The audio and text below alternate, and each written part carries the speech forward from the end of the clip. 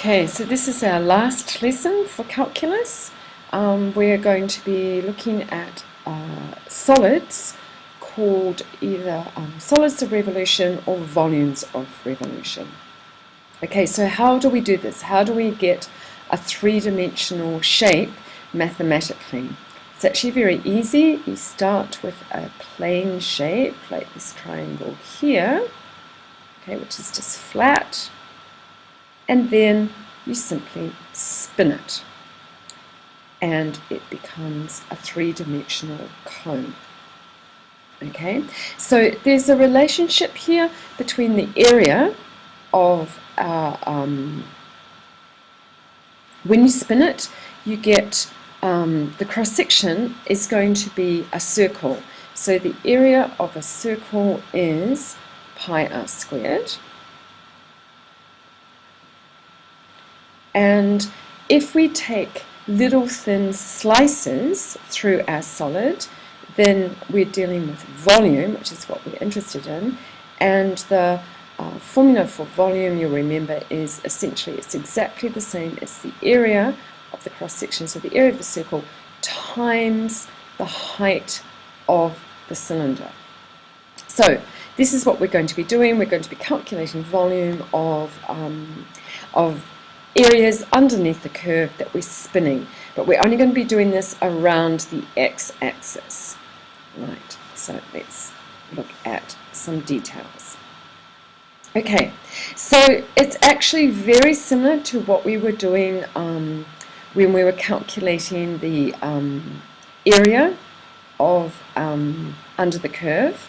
If we remember the theory of this was if we made these tiny wee slices underneath the area of the curve, then we can calculate the area of the slice, and the total area under the curve will be, you add up all the little slices. And of course what we did is we used calculus to make the width of the slices get closer and closer to zero, so the number of slices gets closer and closer to infinity, and we end up with, instead of just an approximation of area, we end up with an accurate area of the area underneath the curve. Now what's going to happen is we're going to take this small slice and we are going to spin it. Now what happens when we spin it is that it turns into a disc, a circular disc that is that has a radius of the actual y value, or where the function is above the x-axis, so the y value of the curve, and the width of our disk, and you can see that down here, the width of the disk is just that small area of the x-axis that we made the slice through. So this little disk is like a little skinny cylinder, so we use the formula for a cylinder. Now, so the formula for a cylinder or the disk is the volume is equal to pi times the radius squared. Well, the radius, as I've already said, is actually just this length here, the y value underneath the curve. So we can substitute for r the f of x. So the volume becomes pi times f of x squared times the small height, or the delta x, of the thickness of the actual volume of the actual disk. Now we put all those disks together and we make the thickness of the disks closer and closer and closer together, and we end up with an actual formula for the accurately calculating the volume of revolution, which is given by volume is equal to pi times the integral between the two limits of y squared, or f of x squared, with respect to x. Now this formula is in your booklet, so you don't need to remember it. Okay, so let's try an actual question. Okay, so the curve y equals square root x minus 1, and we want to find the volume of this between 1 and 5. So first of all, we're just going to sketch this.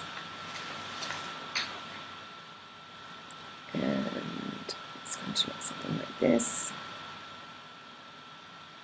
Okay, and it's a square root graph that's been moved to the right by 1 unit.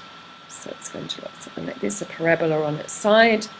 And our limits are where it touches the x-axis, which is at 1, and at x equals to 5. So up until now, we've been finding the area underneath the curve with definite integration, and now really it's just exactly the same thing, except that we're spinning the shape. So we need to draw something that looks like a reflection. It's not very good, and we end up with a kind of like the tip of a finger, a little cone-shaped, three-dimensional object. Okay, so the area, the orange area underneath the curve, is equal to, okay, the integral, the definite integral between 1, the lower boundary, and 5, the upper boundary of our function, which is the square root x minus 1, and the whole thing has been integrated with respect to x. Okay, to turn this into volume, the formula doesn't change very much actually. We just, the volume of the shape is going to be equal to, well, first of all, the area gets turned into a circle, so that's where the pi comes in, and pi is a constant, so we keep that out the front of our integration sign. So the integral of 1 and 5, the square root of x minus 1 with respect to x. Oh, and we need to square this. Okay, so not a huge difference between the two formulas. So let's just go ahead and calculate this. So the pi is going to stay out the front until the end, and what we're going to do here is we are first of all going to square our function. So I'll just rewrite it this way. We've got the upper and lower boundaries here, and of course the square of a square root, they just cancel out, so our function is x minus 1 with respect to x. Okay, so now we can take the definite integral. So pi continues to stay out the front. We do our square brackets, and now we need to integrate. So x is going to become a half x squared minus, and 1 of course is going to be x, and our boundaries are 1 and 5. Okay, so now we just need to substitute. So still keeping pi out the front. Okay, we'll substitute the upper boundary first, so we have a half times 5 squared, so that's going to be 25 over 2 minus 5, and then we subtract the lower boundary, so half of 1 is just a half minus 1. Okay, so this gives us pi. Okay, 5 is 10 over 2, so we have 25 over 2 minus 10 over 2, it's going to be 15 over 2 minus, and we've got a half minus 1 is negative a half.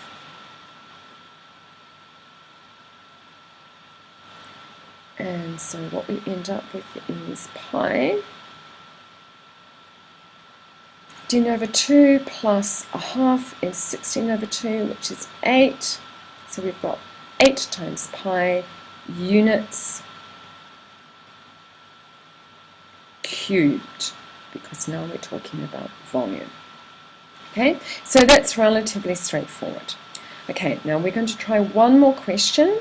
This one is not in your handout, and but it's an extension question similar to the types of questions that we were doing when we're finding the area between two curves, because that's what we have here. We've got two curves, y equals square root of x and y equals x cubed. Now, to do a question like this, you are going to have to first of all find the roots, like where this graph is going to cut the x-axis. So we do that by making 0 equal to square root x, square both sides, and of course we get x is equal to 0. Do the same thing for the second function. 0 is equal to the square root of x cubed. Take square both sides, and once again we just end up with x equals 0. So both functions start at 0. That's the only place that they cut the x-axis. Okay, and the next thing we need to do is we need to find where these two curves intersect each other. So to do that, we're just going to make the two curves equal to each other and solve. Now, the reality is, unless you've got a very, very simple couple of functions like this, it's probably going to be a calculator question. Okay, so we've got x, square both sides, is equal to x cubed. And of course, the solutions here are x is equal to 0, we've already got that, and x is equal to 1. So let's sketch this and see what it looks like. It's quite different from our last looking curve. Okay, let's choose this color for our y equals square root of x. This kind of looks like this. Y equals square root of x. And choose another color for the other curve, which is y equals the square root of x cubed.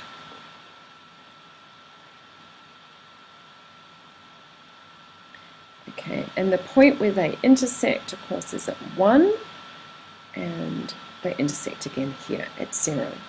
So the area we're interested in is this area here, and when we spin this, we will get a, it will be reflected in the x-axis. It's going to look something like this. And our slice, you can see that when we slice through, there's a big hole in the middle.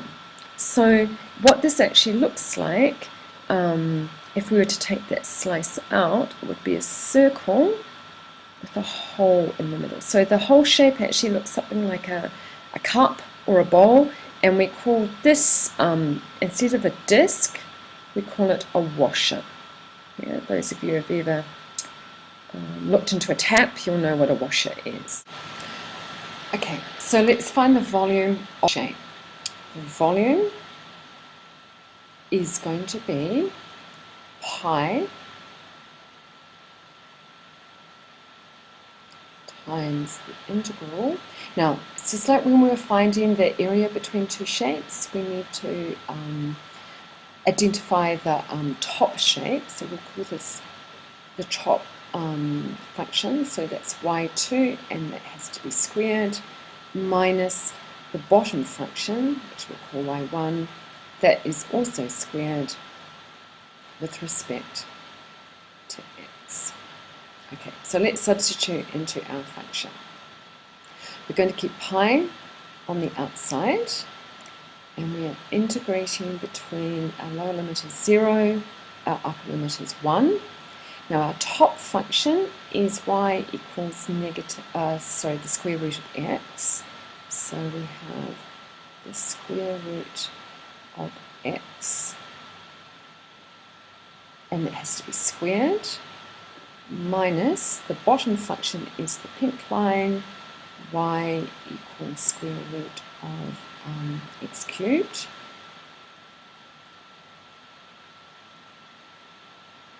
And that's also squared with respect to x. Okay, so we'll simplify this by squaring our functions. Pi stays on the outside.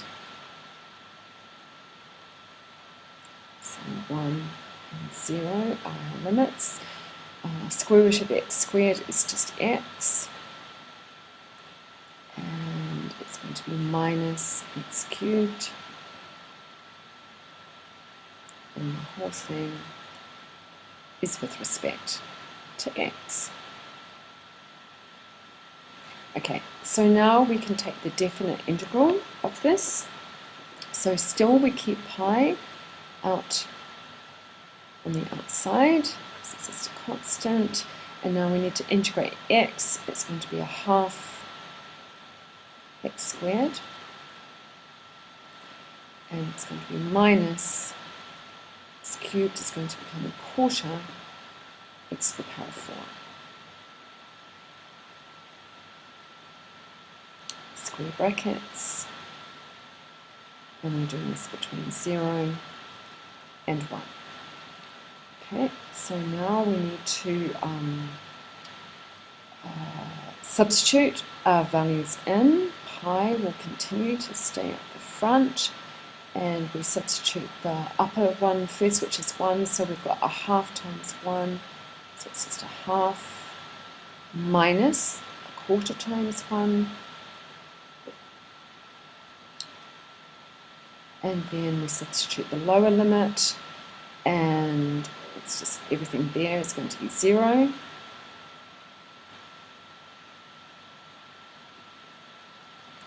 Okay, so what we get is a half is 2 quarters, so we've got a pi times 2 quarters minus 1 quarter, which is a quarter. So it's just a quarter pi, so our final answer is pi over 4 units cubed.